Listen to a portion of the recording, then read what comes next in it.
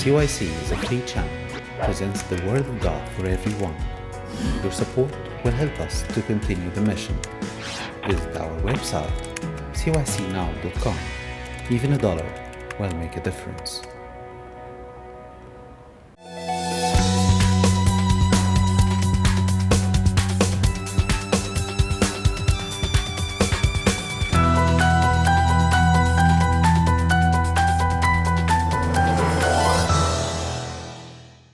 In the name of the Father, Son, and the Holy Spirit, one God, amen. Today, we have a really interesting topic that we want to talk about. So, we spoke about heaven, the life that awaits us after we leave this earth. And I just want to remind you of one thing, is that you are not even, like this life that we live here on earth, we're not even made for this life. Like that's why it's understandable that you feel confused, that sometimes you're sick, you're tired, you're like annoyed. You're like, what is this? Why do I have to do all this stuff? What the heck is going on? Why are people not talking to me? Why is this person driving me crazy?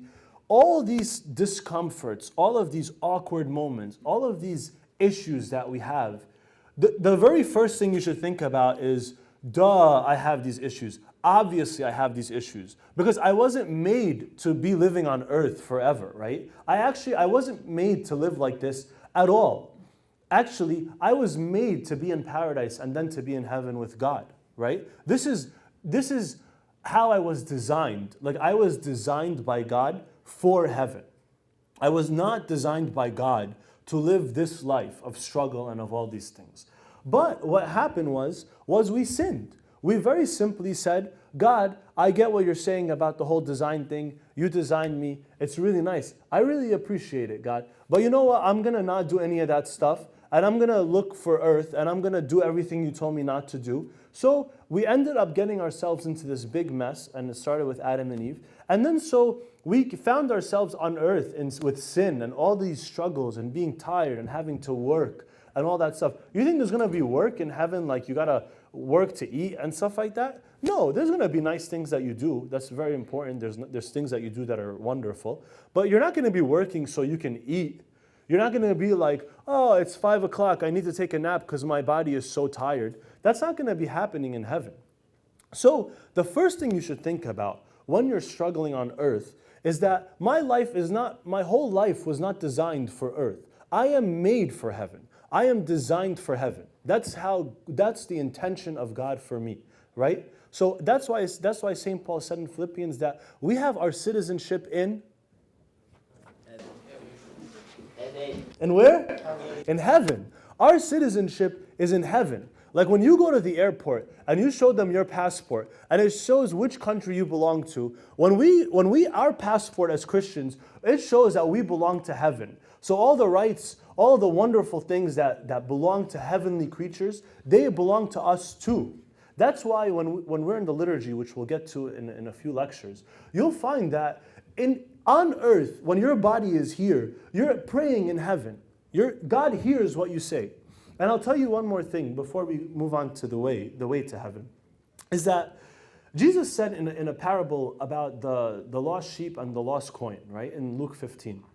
He said something really interesting. Does anybody know the parable of the lost coin or the lost sheep? Michael, tell us the parable real quick in like 2 words. Go. That's 5 words. No, I can't. No, go ahead. The coin, the woman, she had a lot of coins, and then there was a special coin that fell, and she lost it. Excellent. She spent time looking for it, and then she found it. Yeah. So what happened was the lady had a necklace, a garland, and it had 10 coins, and she lost one of them. And you know, it's like when you lose one of the jewels on a piece of jewelry, it's a pretty big issue, right? Imagine like a woman has her wedding ring, and then she loses the diamond in it. She's not gonna be, oh, it's all right, I have like 90% of the ring left, you know? She's not gonna be like that, right? She's gonna go crazy and look for it. And then but Jesus said one thing at the end that's very important. He says that the angels in heaven rejoice over one sinner who repents. So do you believe that when you repent, there are angels in heaven reacting to what's happening on earth? That shows that that they care about you. That in heaven, there is concern for you because your life has something to do with what's going on there. All right. But what I want to tell you today is that the road or the way to heaven is not that simple, and I don't think that's new for any of us, right? So we have three analogies here, or three metaphors, that they're on the way, as like when you're driving here to get here. I should have put snow and ice and snow and snow. But on the way here, there's deer and potholes and traffic, right? There's deer and potholes and traffic. Does anybody here have a learning permit, a learner's permit? Anybody? You have a learner's permit? All right, when you start driving, let me know. I'm going to move to another country. But seriously. So can anybody tell me what the impact of deer is on when you're driving? What happens if a deer comes up while you're driving? Huh? Has anybody ever, God forbid, seen or experienced or heard about this? What happens? You brake? Yeah, but what happens if you, like, God forbid, hit a deer? What happens? It dies. The deer dies? Who dies? Both of you. Yeah, so when you hit a deer are huge. They're huge. They're like these 5 to 1,000 pound things. They're big. If you hit a deer with your car's gonna die, right? It's gonna be really bad for your car. And you hope there's no passengers in there, but if it's moving, there's probably a passenger in there. And it's gonna hurt if you hit a deer, God forbid. So there are like deer in our lives, and we'll get to that. And what about potholes? We have lots of potholes because in our area right now it's snowing like never before. It has snowed worse, but what happens if you drive over a pothole? It goes like that? That's a technical term. Very good. All right. There's something wrong with the microphone. What happens if you hit a pothole? It hurts. That's sweet. That's cute. All right. What else happens if you hit a pothole? Wait, what? Oh, so you slow down. So there's a pothole, so you slow down because you see it's coming. Very good. All right, you got it. So when you hit a pothole, sometimes it could flatten your tire. It could do bad things. And the last one, very obvious. When you enter traffic, what happens when you encounter some traffic on the road? Very easy. Fine, Michael, you can do this one. You get lost in space-time? All right, so let's look at the first thing. So on the way, who's going to read this verse for us? Enter by the narrow gate, for the wide is the gate, and broad is the way that leads you to destruction, and there are many who go in by it. Because narrow is the gate, and difficult is the way which leads to life, and there are few who find it. Thank you very much. So the narrow, the wide gate is the one that leads to what? Look here. What's that word? Destruction. And the narrow gate is what? It's difficult, it leads to life, and there are few who find it. So for today, we're going to talk about three things about the narrow gate or the way.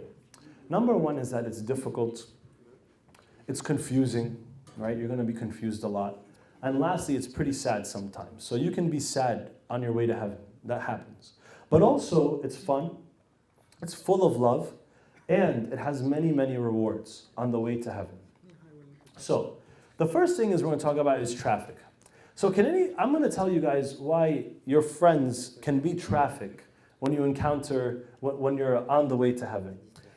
Your friends can, on your way, you can encounter people that completely slow you down in everything you do. Can anybody tell me how your friends can slow you down? What can your friends do to slow you down? Yes.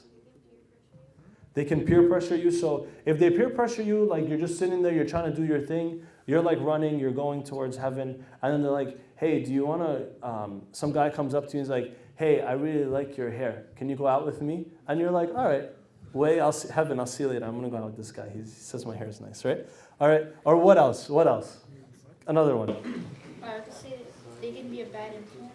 They can be a bad influence, right? So it's like, hey, I got to go study and do something with my life. Hey, bro, do you want to play Xbox 360 for the next 59 hours? Yeah, bro, I'll do that. Let's play Xbox Call of Duty, Destroy My Life. Yeah, let's do that right now, right? So sometimes your friends, you're on the way, and your friends just completely slow you down.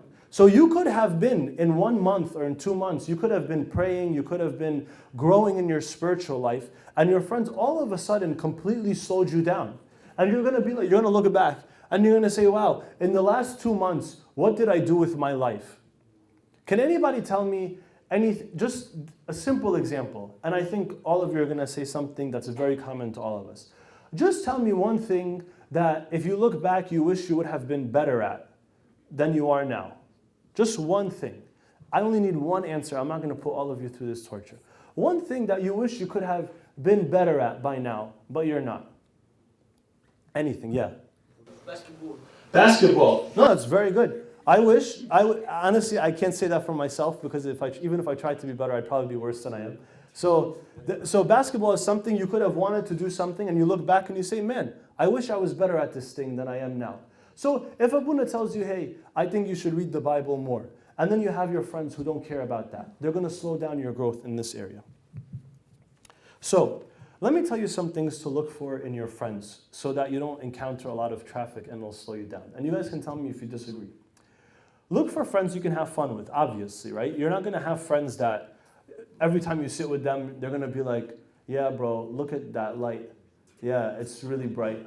Yeah. You know when you flip the switch, it turns off? And then when you flip it back, I think it gets bright again. Wow. Wow. Wow. It's beautiful, man. It's beautiful. All right, let's look at the other light. So you know about the switch, right? No. So you gotta find friends that you can enjoy their company. Let me tell you guys something. There's this weird idea right now in the world where people think that Christianity is supposed to be some kind of like just boring, dry life. I want you to know that God, even though we were designed for heaven, God put many things on earth for you to enjoy. So Christianity is not something where we want you to just be upset and boring all the time, attend liturgy for 59 hours every single day, right? You can't do that because there aren't 59 hours in a day. There's only 24, so you do 24. No. All right. So you should look for friends who support you spiritually. So what happens if I wonder how many of your friends, let's say you have 10 friends, ask yourself this question. How many of your friends can you go to them and say, I think there's a problem with my relationship with God?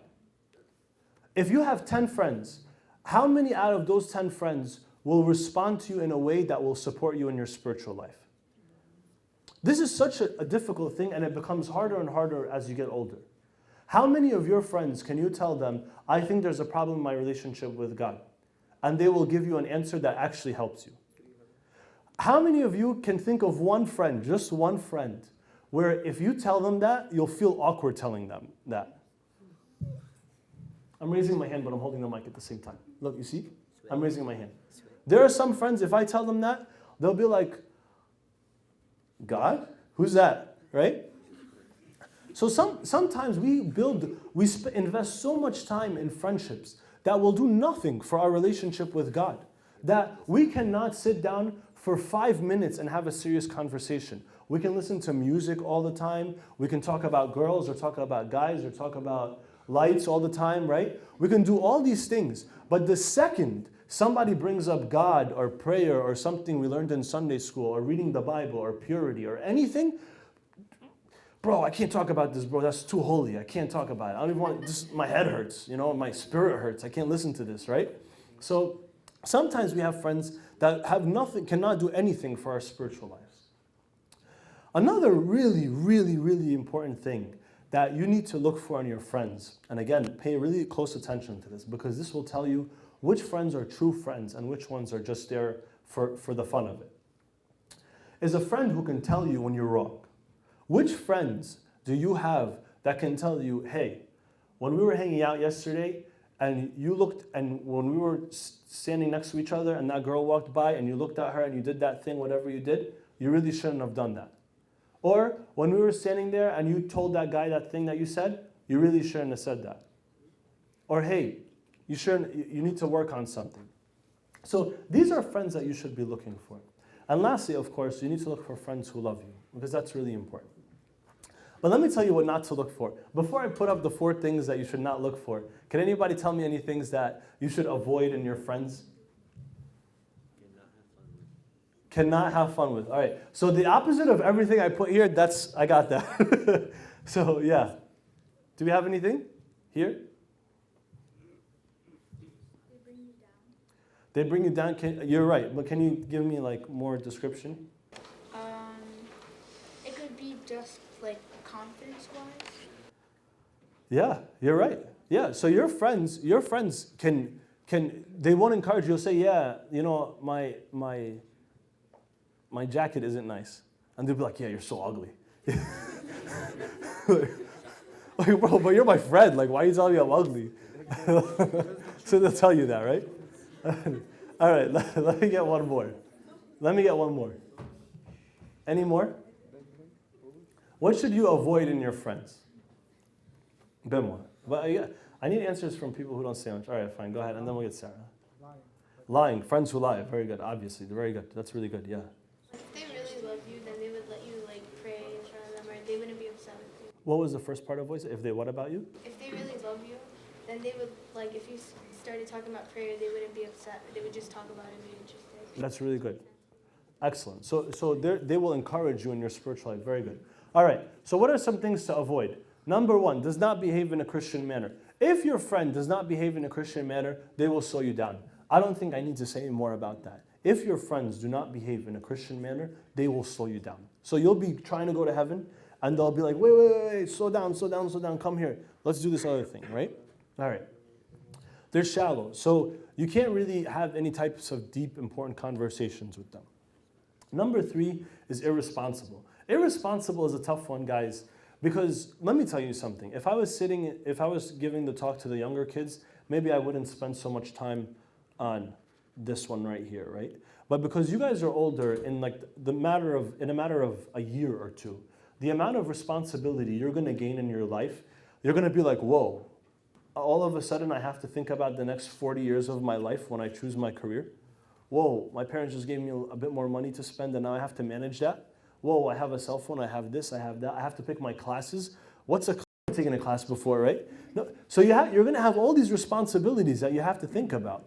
And you're going to find some friends that they're going to spend 4, 5, 6 years in college doing nothing. Like, they will be busy, but they'll be achieving nothing. They won't be responsible.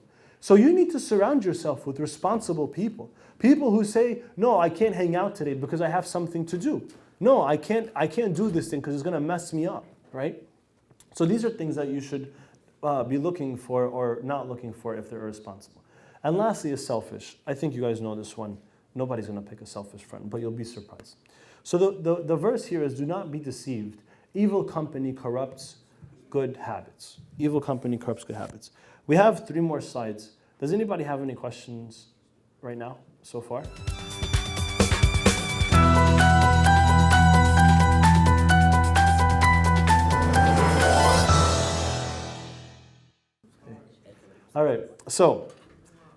All right, potholes. So why are habits potholes?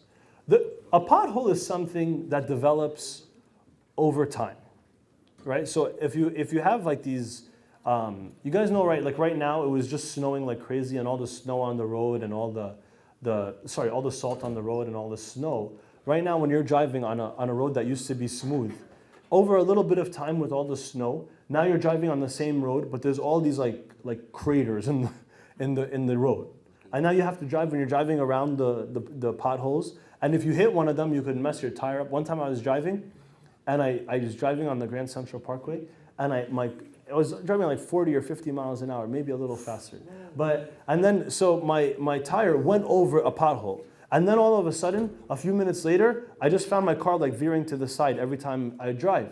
So I said, wow, this is so weird. This wasn't happening 2 minutes ago. So I pulled over to the side and I looked at the tire. My tire had this a big dent in it. Because when I went over the pothole, it dented my rim in my tire. And then the tire was deflating, it was losing air. I couldn't drive anymore. I had to pull over and put the spare tire in. And then you know what happened a few like 10 minutes after that? Yeah, exactly. So I obviously didn't learn from the first time because I'm not so responsible. No, just kidding. So then I was driving, and I kept driving, and then I hit another pothole. So the spare tire got messed up. Yeah. I can't believe that. Huh? Yeah, what a unique life. So I hit another pothole, and then my tire got messed up again. So these potholes are things that developed over time, and then every once in a while, they just come up, and they mess you up when you're on the way, right? These habits, you don't always encounter them in your life every second. But you have these habits, and then all of a sudden they just come up. and they mess you up. Like they just slow you down or they stop you and you have to pull over and do something. So that's why I want you guys to be careful about developing bad habits or habits that really mess with your life. Because the problem is that these habits, you'll just be going along your merry way and then bam, this habit messed you up. And I'll tell you about some common bad habits. Very common bad habits. And I'm saying this to myself first. Number one is procrastination, right? So procrastination, can anybody tell me what procrastination is? I know it's such a big word. It has like a procrastination. And all right, yes. Basically, like for example, if you have like a whole bunch of work to do, and you have like a limited amount of time, you wait till like last minute to do it. Yeah, that was beautiful. So yeah, like so sometimes we have all this work to do, and then we just wait, and then we get nothing done. In the end, we end up just rushing through everything, getting nothing done. You have one more answer, or do we all agree? We agree? Good. All right. So procrastination is a common bad habit, and it really can mess up your spiritual life. Number two is addictions. I think we spent a whole retreat talking about this like 2 retreats ago. So all these addictions that come up, if you're addicted to the attention of others, if you're addicted to drugs, if you're addicted to pornography, if you're addicted to smoking is another drug. So if you're addicted to all these things, these are things that, these potholes that come up. I was thinking, like many times when you guys get to work, this will happen to you a lot. So you're at work, and then you're entering the building one day, and then you find like all these people standing outside the building smoking, right? So all these people that are smoking, I'm just thinking to myself, like, man, they have to take these breaks, like every few hours. They have to come down for like 10 or 20 minutes. So like 30 minutes to an hour of every single day is spent just standing outside to smoke. They only have 24 hours in a day. They need to sleep for like at least 1, right? No, like maybe like 6 to 8. And then they're standing outside, they spend a whole hour each day, or 30 minutes, or 40 minutes, just smoking. So there's so many things that they could have been doing. If they wanted to get a lot of work done, no matter what, that thing comes up every few hours. They have to go downstairs, and they have to go outside, and they have to smoke. It's something that comes up. It's the same thing. And the same thing with pornography. You're doing your thing. You're just doing whatever you want to do, studying, praying, whatever. Having fun with your friends. And then all of a sudden, you have this thing in your day that you just all of a sudden are addicted to. You have to do it. Or you're standing with your friends, and then somebody's name comes up, and you have to gossip about them because you really don't like that person, so you love to gossip about them, right? So these are potholes. You're going along your merry way, and then bam, you get a flat tire. Bam, it messes you up. You have to pull over. It messes you up. Laziness. Oh my gosh. Yeah, you guys look very up and awake, so I don't need to talk about this one. Just kidding. So laziness is something that really messes you up too, right? Because you can have all these great things that you want to do, and you end up doing nothing. And the last two are ignoring known weaknesses. I think that every single one of you, well, let me say this in a different way. In job interviews, one of the most common and the most difficult questions you're going to get asked is, tell me one of your weaknesses, right? And I'm telling you right now, don't say you've never heard it before, because I'm telling you all right here. There's a microphone right here so you can all hear me. You guys need, I'm just saying for just practical advice, you need to know the answer to that question, right? Don't be like, oh, I never thought about that before. I don't know what my weaknesses are. I have none. I remember one time one of my friends told me that she went on a job interview, and the interviewer asked her, so tell me one of your weaknesses. She's like, oh, I have none. Next question. Do you think she got the job? Yeah, exactly. You guys are really good at like prophecy. So she didn't get the job, right?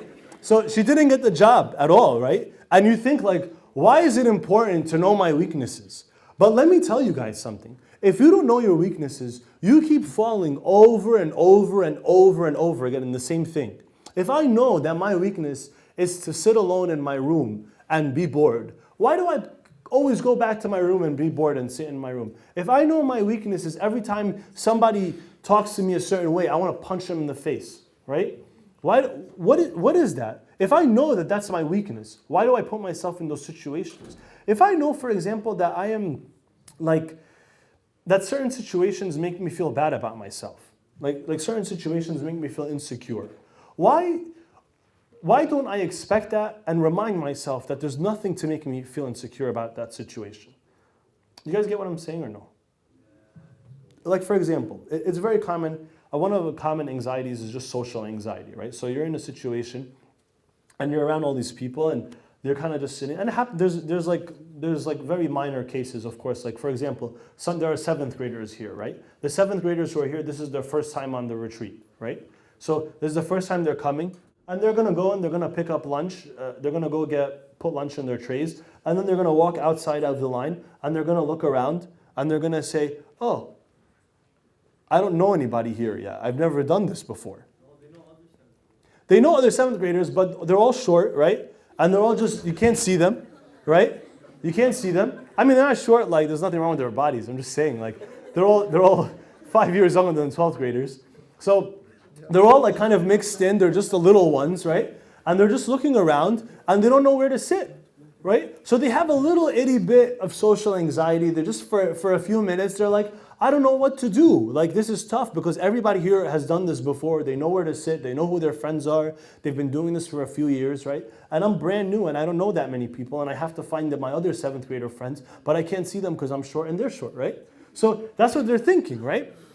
So, but on very dramatic cases or big cases, people who sometimes feel insecure all the time, right? So they feel like, I don't know, like, it's so weird. How come when I'm sitting in this group and people are talking and I just feel really awkward, like I feel weird, like, oh, I need to laugh at that joke because everybody else laughed. Or, oh, how come nobody laughed at my joke? It's because they don't like me or they don't like what I'm wearing or blah, blah, blah, blah. And they get really bogged down by these things, right? So if you know that you have these things, you should build things in your mind to remind you of why you shouldn't be as anxious as you are.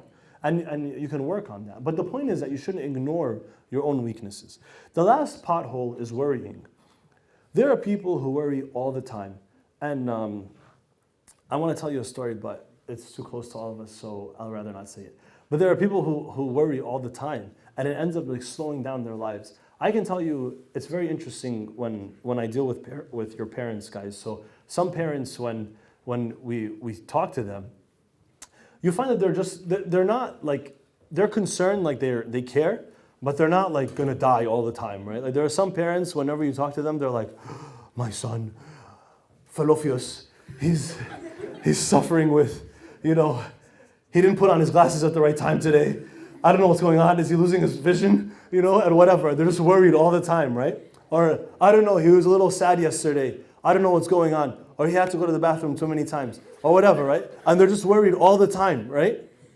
So some parents are like really worried no matter what, or their kids are gonna leave the house and they're like, all right guys, let's drink some coffee, we're staying up all night, we gotta wait for Philofios to get back, right? And that's it, they're just chugging down Red Bulls and just staying awake, right? For their kids to come back home. And some parents, they worry less. So it's interesting to see how it affects us, and you find that those kids worry a lot more about things, right? So worrying is not a good habit, and Jesus said, who by worrying can add 1 cubit to his stature? So I want you guys to have faith in God. Any questions before we get to the second to last slide? You guys with me or no? Yes? No? Maybe so? Yes? You're right here? All right, you haven't gone anywhere, I know. All right, no questions? I should say, does anybody have any questions? Says saying no questions. All right, deer. Remember we said that the deer is like really big, and your car, when it hits the deer, it kind of stops. Yeah, by the way, we're surrounded by deer or like things from the deer family. I don't even know. Huh? Yeah, so this guy got hit by a car. It was my car. This guy, I don't even know about the rest of them. All right, so you have, why is a distracting goal? Why is deer a metaphor for a distracting goal? This one is tough, guys. This one is tough. If you can make this connection, I'm going to give you, like, I'm going to say thank you, like, a lot, right? That's it. That's all you're getting. All right, Matthew. Because when you see a deer on the road, you kind of stop to avoid hitting it. And when you're on, like, the road to heaven, and you see, like, something that's distracting, you kind of stop it and keep going. Okay, he's done that. Wow. That was really good, Matthew. That was really good. I didn't think anybody was going to get that because I don't have a lot of confidence. No, just kidding. I do have a lot of confidence, you guys. Go ahead, Antonio. Is it like, Huh? like when you shine, Okay, I'll repeat it. Yeah, go ahead. like when you shine your headlights on a deer, it gets scared. Oh, so when you shine your headlights on a deer, it gets scared. That does happen when you're driving. Yeah.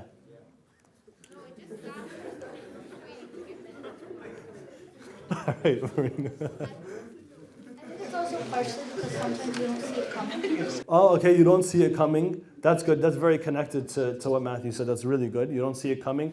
And I really like what Matthew said and Marina said. Any more? Wasn't there like a few people's hands raised? George, go ahead.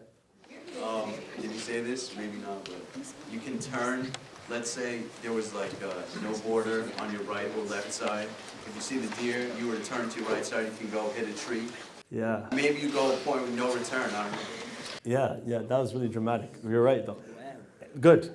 All right, so the thing about the deer is that it does stop you, right? You come in, and if you hit it, God forbid, it stops you. But the problem with distracting goals is that they develop over time. But the second you set a distracting goal, you're going this way. You set a distracting goal, now you're going that way, right? The second you set that distracting goal. So what are some goals that are distracting? Let me tell you some. So goals that lead you away. Number one is that goals that contradict healthy long-term goals.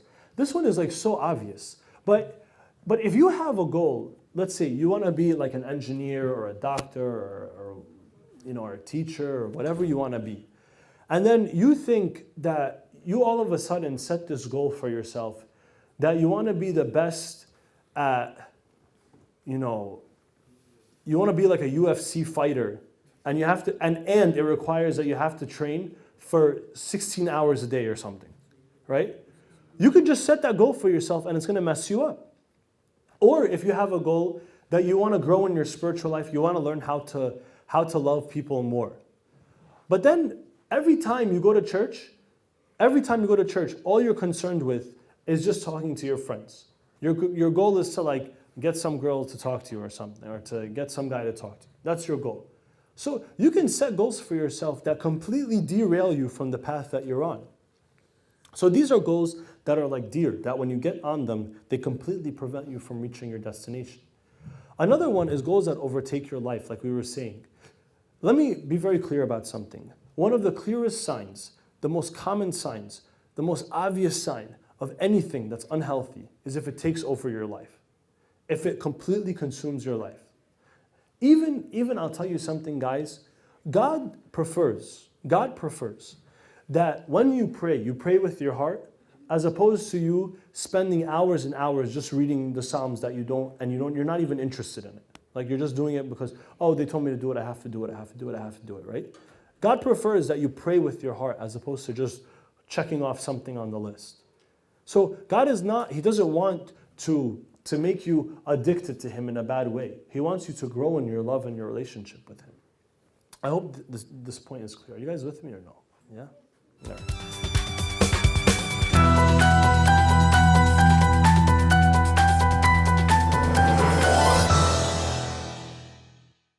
All right. Next one is goals that lead you away are goals that are not your own. At your age, guys, you have to figure out where you're going, right? So you have to ask yourself, who is setting these goals for me? Is it, and I'm not trying to, I'm in no way at all against your parents at all, right? I agree with you guys. We all need to have healthy relationships with our parents, and we need to learn from them a lot because they have a lot to teach us. And I really believe that God gave us our specific parents to help us grow in our lives and to save us, right? So, but the question is now, are you forever going to be driven by the goals of your parents? The question is that, can you take your parents' goals and make them your own goals? Because that's what a true adult does. A real adult is not someone who's just following someone else, even if you have the same goals as your parents. But those goals have to be your goals now. It can't just be, okay, mama, what do you want me to do today? Okay, mama, what do you want me to do today? How about today? What should I eat? Where should I go to school? What should I do here? What should I do there? If they say, okay, I think you have the skills to do this and to study this and to do that. You're going to say, okay, that's really interesting. Why do you think so? And you're going to think about it. You're going to pray about it. And then you're going to see if this is a goal that you can make your own. And the same thing, if your friends are giving you goals that you can't internalize, they cannot become yours. This is exactly how to hit a deer in your life. It's exactly how to go off the way or be led astray by the things that are around you. All right, 2 more. A non-existent goal. This one is like so obvious, but I get very concerned about people in college who wake up every day and go to college and go to school, and they kind of, all they're doing is just taking classes that lead to nothing.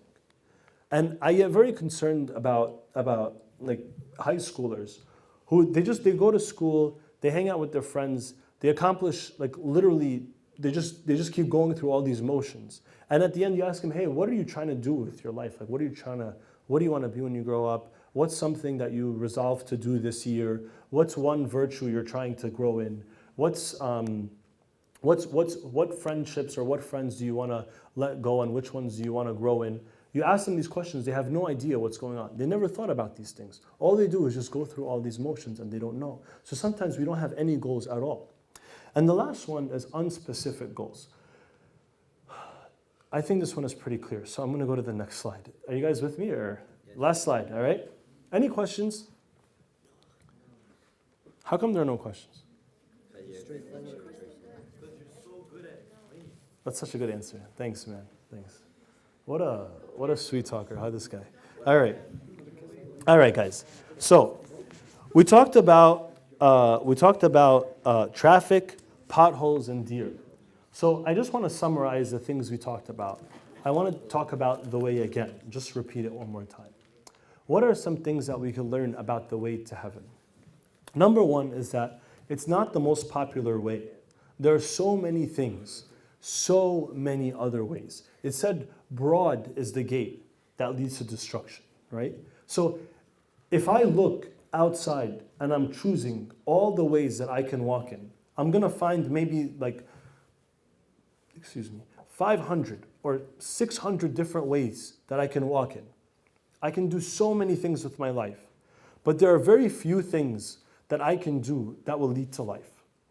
There are so many options that will lead to destruction, but there are very few that will lead to life. And here, by saying not the most popular, what I'm trying to say is that even you will find people who are telling you, don't do that, get out of here, don't walk that way, it's bad for you. Do you see all the things you have to deal with? Why in the world are you doing that? Why do you have to fast? Why every Friday night you got to go to church? What is wrong with you? You know, dude, everybody else is not going to church. What makes you so different? What's wrong with you? Why are you doing this? So this is, it's not just is it rare, like it's a few ways that are right relative to all the ways, but also there are people that are like against you in walking that way. And I'll tell you something, I said it yesterday to another group, is that if you are not struggling at all, if the way is not difficult, you should just tell yourself, I'm not on the right way. There's something wrong with this way. This way is too easy. My life is just going, it's just way too easy. And if you're really finding that you have no challenges in your life, go to the person who's sitting next to you and carry their challenges for them. Help them to deal with what they're dealing with. Because again, the narrow way that leads to life is not easy and it's hard to find. So it's difficult to find sometimes. So sometimes you could be searching.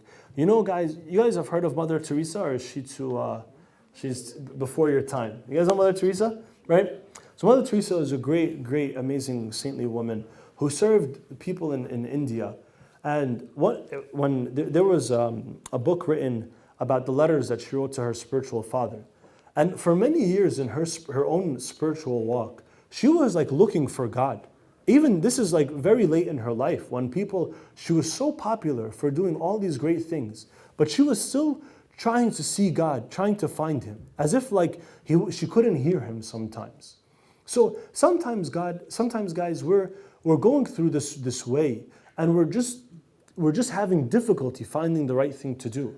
But I encourage you, and I'm very confident that you will find the direction that you need to go. But the key is to look for it and not to be lazy about it. And the third thing on the negative side is that there's many obstacles, right? So as you're walking down the way, you're going to find lots of obstacles, and you have to avoid them or face them with Christ, which is number 4. That on the way, even though it's difficult, even though it's hard to find, even though people are telling you, get out of here, don't do this, they put like these barriers in front of you, Christ is walking with you. So on your way to heaven, on your way to this great destination that may seem so far away at times, right next to you, Christ is walking with you. You're not by yourself. You're not by yourself. Even if you're sitting alone in your room because all your friends don't like you, because they say, who do you think you are? You're too holy for us. Get out of here. Why do you want to talk about God all the time?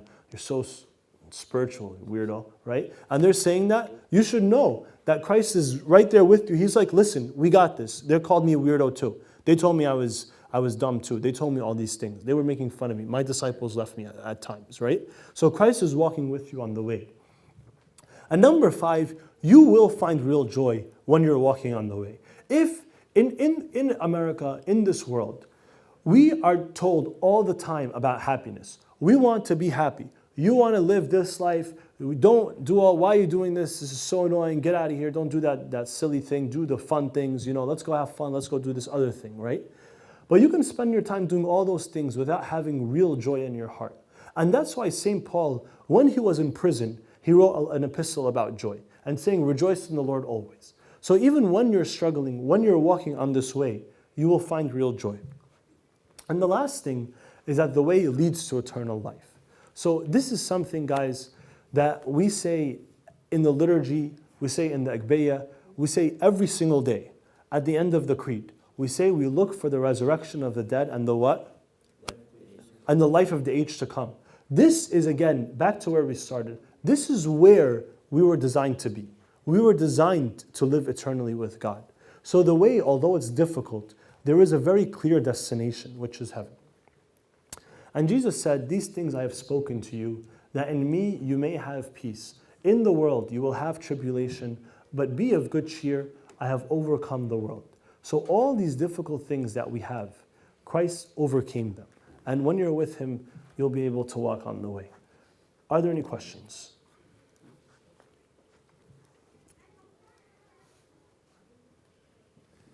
Okay, glory be to God forever, amen.